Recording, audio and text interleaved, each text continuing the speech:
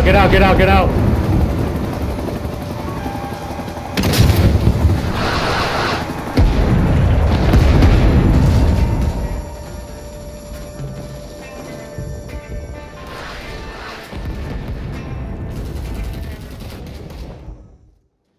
When it comes to shooters, there's a wide space somewhere between the likes of Battlefield and Arma.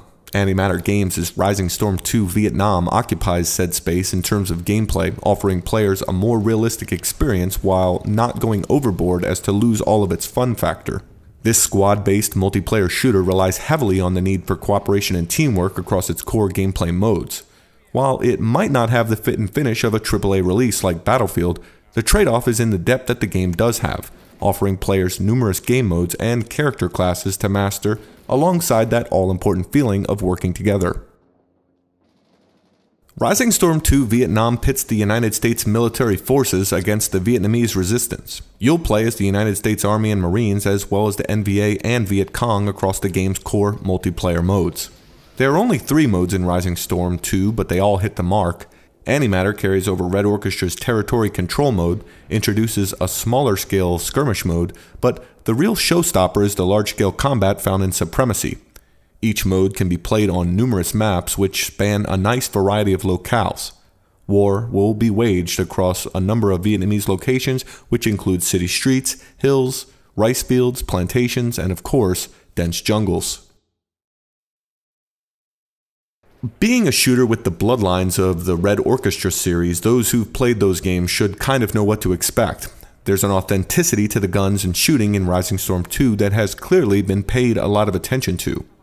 There are over 30 weapons to choose from across both sides, which are all authentic to the period and feature a wide variety of functionality. This includes things like attachable bayonets, multiple firing modes, adjustable stocks, and handling that feels more realistic than most games. In these aspects, Rising Storm 2 feels fantastic. It's got great, authentic environments to play in with era-specific weaponry. If you're coming from a shooter that's more player-friendly, Rising Storm 2 does have a bit of a learning curve to it. In fact, the game can be a little overwhelming as you hop into a match for the first time. You'll likely encounter players that are actually talking with one another, communicating to complete objectives. That in itself is a breath of fresh air, but it's necessary because of the many nuanced character classes that play a role in the game. Probably about to get fucked up. Dude, there's really no one there. Why'd you call artillery? There's like no enemies there. Should have dropped it on C. What the fuck are their numbers? If there's a role you like to play in your shooter, you'll likely find it in Rising Storm 2. Some are more important than others and will place a hefty amount of responsibility on your shoulders should you choose to take a leadership position. These classes do differ across the attacking and defending forces, but there is some overlap. The most basic of classes is the Rifleman or Standard Grunt. A good starter class for those new to the game, the Grunt's job is to essentially work alongside other Grunts on the front lines, invading or defending objectives. Where it starts to get a little bit more specific is in the Marksman and Machine Gunner classes. While both are exactly what they sound like, these classes have powerful abilities. When used well by the player, they can really help out on offensive push or a defensive stand. Unlike games where anyone can choose any class they want, Rising Storm 2 Vietnam only allows a couple of each of these more specialized classes. What you won't find is a team full of snipers or a team full of gunners. So that doesn't necessarily make Rising Storm 2 stand out on its own, but the way that it comes together for a multiplayer match makes it feel like a real team effort. All teams have leaders, and there are leader classes in the game as well. One person from each side can choose to be the commander, and they can call in powerful support items throughout a match. The kicker, and it kind of exemplifies what Rising Storm 2 is that this commander needs a comms player to work with him so he can use their radio to call in these perks. So you've got to have not only the ability to strategically call in tactical strikes against your enemy, but you also need a player that's willing to run the Radio Man class to actually get anything done. If one link breaks in the chain, the whole team suffers.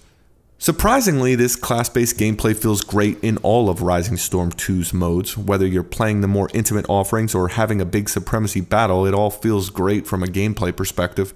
No matter what role you're playing, you feel like you're part of a team. At least that's how I felt when playing the game for review. Not everyone is talking in the game, but there's just enough chatter to get your objectives completed. The community feels really tight in this game and pretty welcoming, assuming you do your job right. Those jobs vary depending on the game mode. Skirmish is pretty straightforward and the leader classes aren't used as the maps and player counts are smaller.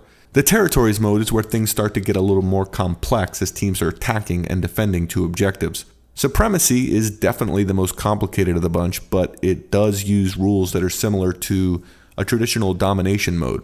Both teams are trying to capture and defend points, but these points must be linked back to their base. The more plots that are linked, the more points that a team will earn, so there is a strategy here in if you can break the other team's links, it can be really helpful to your team.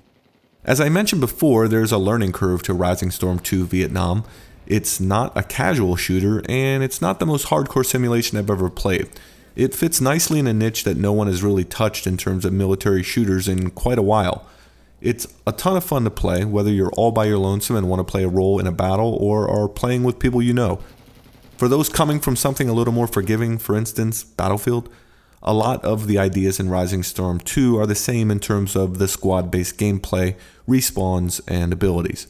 It's just that the realism dial is turned up a couple of notches in this game, making it both fun and challenging.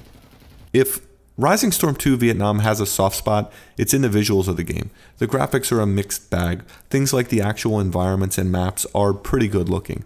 The GTX 1080 that we played the game on seemed to be more than enough to keep it stable in terms of frame rate. Effects like those that occur when you're being suppressed by enemy fire look and sound great. That's worth noting.